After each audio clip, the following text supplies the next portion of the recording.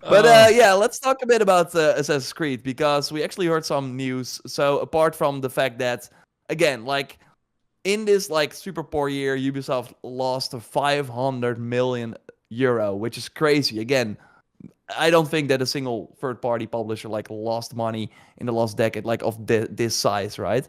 Um, but they're looking at Assassin's Creed and they're like, we did not even release a new game and we have record active users. I think that also really shows that what they did with Valhalla, even though of course only a small percentage of the players played that content, like the Forgotten Saga, which I loved, the sort of roguelite mode that they did. And of hmm. course, all the other updates that Dawn of Ragnarok, of course. Um, so yeah, that's really working out for them. People are jumping into these older games. It's really the biggest thing that Ubisoft has going. So I don't know if you already saw the document and if you read it, but how many people are working on Assassin's Creed right now? Did you already see that or? Yeah, I see. Maybe I Okay, can pull it up.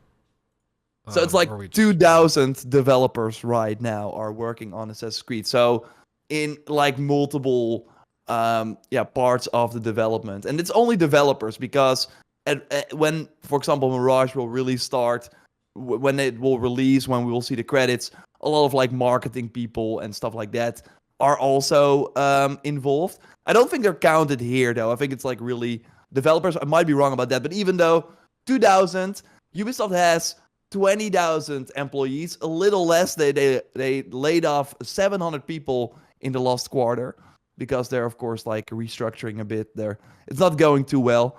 Um, but yeah, they want to increase the number of people. So 2,000 is already a lot. I think that's the most amount on any franchise inside Ubisoft because they of course have Hmm. many things going on at the same time. They want to increase that by 40%. So they want to go to 2,800 people working on the franchise in the coming years. Um, and they are not like going to hire new people. They're going to take away people from other franchises to go work on Assassin's Creed instead. And I think like we saw them or like cancel a lot of games recently, a lot of battle royale games that nobody wanted. Project Q, Project Y. They had like all these project names. There were even like rumors. We had like the Ghost Recon Frontline Battle Royale. Like those teams that were working on that sort of stuff that nobody wanted. I think they're gonna focus on, hey, you go make a DLC for Red, or you go make a multiplayer map for the Invictus multiplayer game that we got coming. And like I can see it like, because having more people work on your most popular thing, it makes sense. And I personally think, as someone who played Valhalla from day one till the final day of its life cycle, I think more people helping the live team work on content because they were really slow with like very important features like transmog, loadouts, new game Yeah. plus that did not even happen. Like they wanted to do this live game and they totally had some cool updates here and there, but we had to wait every 7 weeks or something. It was always cool, it's update week, I'm gonna play for a few nights and now I'm gonna wait 7 weeks again. Yeah. Like there's a lot of room for improvement. So if more developers means, hey, we can have a more steady cadence for Red, every other week there's a cool new quest or there's a cool new boss that you can kill, that like a team that was first working on a crappy battle royale is now making. Sure, I'm all for that. On the other hand, though, we also know that they're going to make a lot of Assassin's Creed games as part of this project. So stick with me here. We know again, Mirage is coming. The rumored release date is October 12th. Already discussed that Yep. on my channel a bit as well. So that seems to be the date. We will hear that also during Ubisoft Forward on June 12th. Nexus, the VR game, is coming, but it's also been slightly delayed. So there will be like, maybe that's the big game, by the way, now that I'm thinking of it. Oh, Do you you think think that so? counts? So yeah, Ubisoft has, of course, another big game I this guess. financial year. It says, can they like call the VR game a big game? I mean, It's not an, it's not announced yet. I think it can count. I don't know. Yeah, yeah, I guess maybe you could, because it's gonna VR games cost a premium, but they don't sell yeah, like crazy. yeah. I kind of hope not, because it's like, but Yeah, I mean, that would suck. or Yeah. do you think that they announce the VR game at the PlayStation event with the PSVR 2, like some. It was first made in partnership with Oculus, but like Facebook has of course been really like yeah, killing their VR business because it has been doing that well. So I think they removed that sort of partnership, but because according to rumors they were already very far along and really focused on like the Quest hardware, to then have that shift to PSVR 2, I think is probably way more work. Mm-hmm. So I'm not, I mean that I think it would be a cool get for the PlayStation because they are going to do PSVR 2 stuff. So I think it could be a cool to get. But yeah, I'm now maybe it's Nexus. Either way, the other big game that Ubisoft has planned, which would be kind of sad because Maybe, it's like, oh yeah, not a lot of people can play that. maybe we say like January of 24 for Nexus estimated Yeah, releases. yeah, that would totally fall in their financial year. Okay. We at least know that the mobile game Jade, which looks a lot like Odyssey, but in China on mobile, it's not coming before April. So yeah, that's gonna be 2024 later in the year. Red, that's gonna be the big one. That's gonna save Ubisoft, I think. Assassin's Creed Red, the Japan game RPG from the Odyssey makers, probably end of 2024. Then they have Invictus, the multiplayer game, 2025. At least that's the rumored date. Hexe, the game from the Valhalla team and the Origins team, Black Flag team, it's gonna like go in a completely different direction. Should be 2026. Then they have like a smaller project with Netflix, no microtransactions, while Jade as like a mobile game with Tencent is gonna be full of like I'm scared for the microtransactions. Yeah, it's gonna be crazy. Yeah, but the Netflix title should be like maybe a side. I don't know. Like I never played a game on Netflix, but they seem sometimes they get some cool stuff. So yeah, they have the partnership with that. Then it gets crazy because then it's like, hey, Ubisoft just has like too many studios. Like and it really seems that instead of closing them, which is I think a better approach, but it's still like they have all these studios and they have to do something. And they were first all experimenting with free-to-play games, and now they're going to experiment with Assassin's Creed games. So we have Nebula, which seems to be like the Aztec game from Ubisoft Sofia, who of course did Rogue and also the Dawn of Ragnarok DLC, Curse of the Pharaohs for Origins.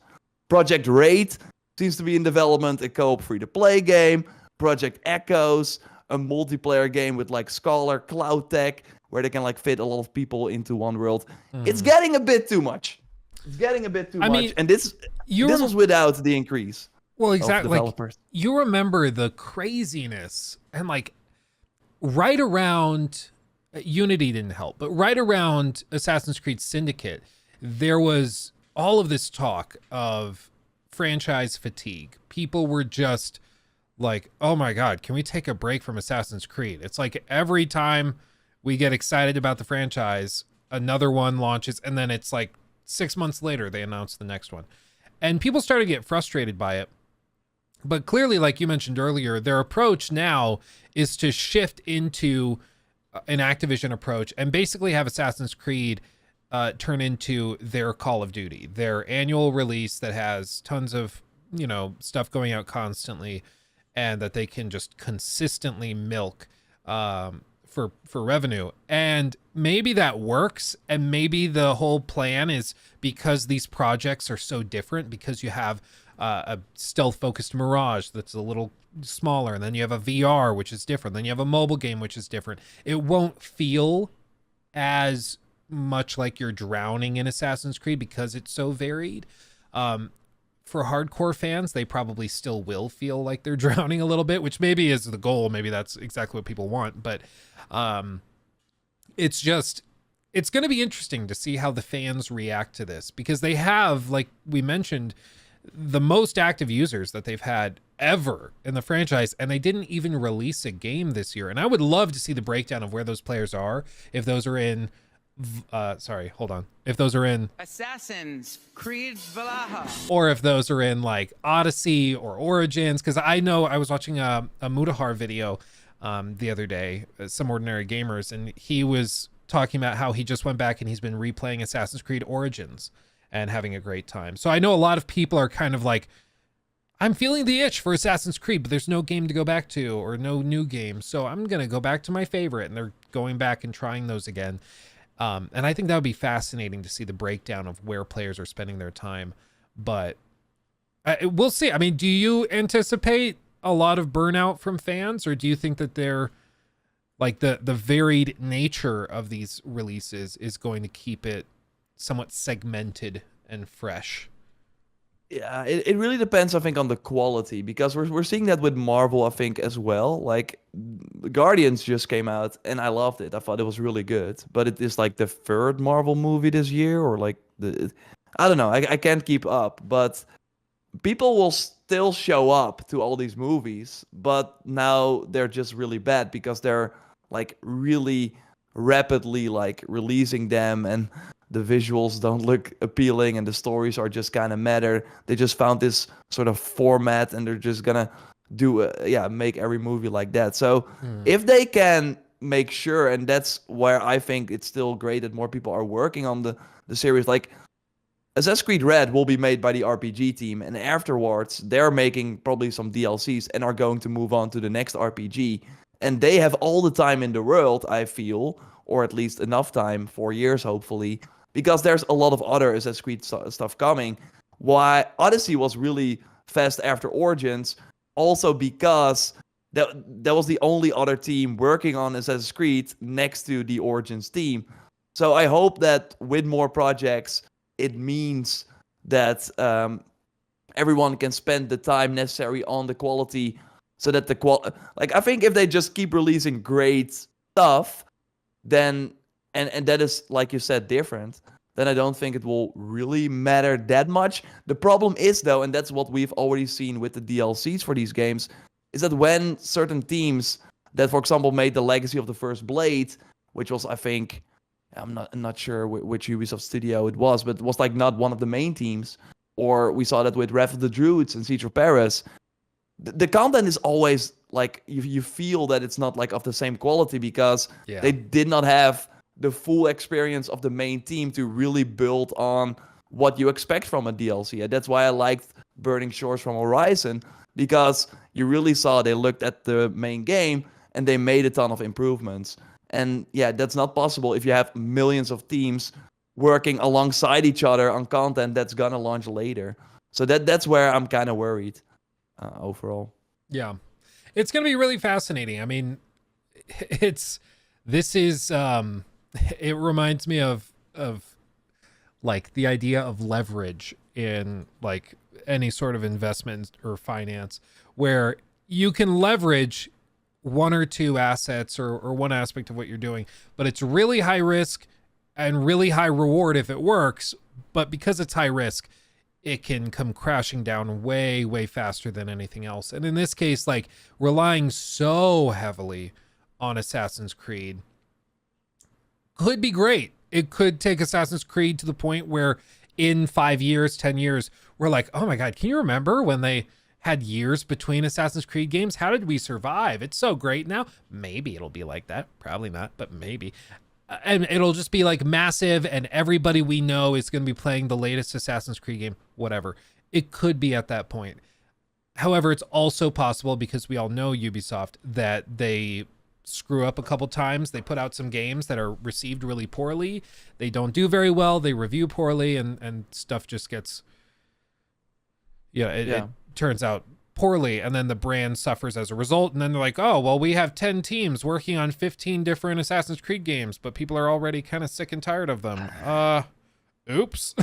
And there won't be much you can do at that point. Yeah, that's the scary part, that they're really like focused on this franchise as their savior. Like, it cannot not succeed, because what do they have? Like, I saw people joking about, like, maybe the big game is Watch Dogs. No, that is finished. Like, Legion was a big flop, cost millions, like 200, 300 mil, I don't know, but it sold pretty poorly. The online, they spent so much money on that. Nobody played it. So I don't think that series is coming back anytime soon. Splinter Cell's not as big as it was. I'm sure the remake will do fine, but like, I listened to the EA investor call as well. They did not even mention the Dead Space remake at all. They were only focused on Apex, Sims, and Star Wars Jedi, and of course FIFA. Like, So and that's why I think like Call of Duty is like a competitive game. The content, like people are making their own content. Like for Assassin's Creed, it's like a pretty expensive series to support on that same level to have the same sort of engagement. Mhm. So I'm kind of I think it's at least like very fascinating. And Yeah. as a fan of the series, I'm like, yeah, sure, give me more. Like even if only Red hits and Hexe, then we're still at where we were a few years ago with like big mainline titles that are awesome. If all the other stuff doesn't hit, yeah, the problem can be that people will then be burned out and not even check out Hexe, which I think is happening kind of with Marvel. Where like I didn't like Ant-Man, why would I go to the next Marvel movie? Yeah. But it's fascinating, but But then it's again, also like kind of with the Marvel comparison, they still make like $1 billion a movie, half a billion a movie. Like they still print money.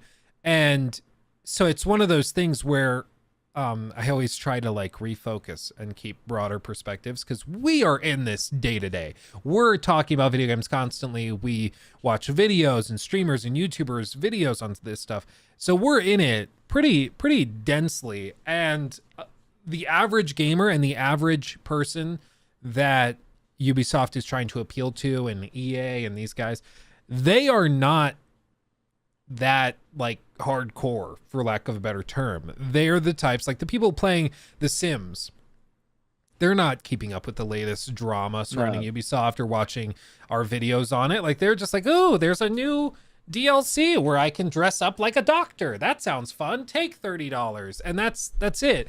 And so it's easy for us to be like, oh no, they're gonna fail because that sounds horrible to me. But to the average consumer who has slowly become conditioned to paying more through microtransactions, through these different packages for cosmetics and things, that's maybe not as outrageous. Like, you know, if we talked about Assassin's Creed and we're like, oh my God, did you see they have a skin available for $25? That's insane. That, like, let's riot. But in Apex, in Fortnite, in Call of Duty, that's not crazy. That's very common to pay $20. Those games are free though. They are free. That's true. And I think, you know, it'll be interesting to see how Ubisoft approaches pricing these things out. There's also been talks of expanding their partnership with Game Pass and trying to bring more of these games to Game Pass on day one. I still don't know why anybody would be subscribed to the Ubisoft Plus program. I mean, like insane. if you can like get Mirage for like $15 and then finish it in a weekend and you spend only $15, like I think for Mirage it's actually a really poor decision from Ubisoft. Yeah, I mean that's the one time where it actually makes sense is when they have a new big release you want to try. Yeah, Avatar and even like Skull and Bones, although they are probably going to do an open beta for that. I saw, by the way, some people saying that I was like talking a lot during this section. Sorry about that. I wanted to have Luke talk, of course, as well. No, you're fine. Like, You're fine. It's okay. I saw some people giving him crap because they were like, no, dude, this is how a conversation works. You wait until the other person I finishes. saw that as well. But I like listened to this. Like this was my day yesterday, so I wanted to like share the finds, and then I love it. I love it on a good level before. And it's good because you listen to the calls and you have all the details. So let you get that out instead of me pretending like I know all of that. Like it's wonderful. You're doing great. Oh, thanks everyone. Yeah, everybody's like, yeah, there's one dummy there. Yeah, you're fine.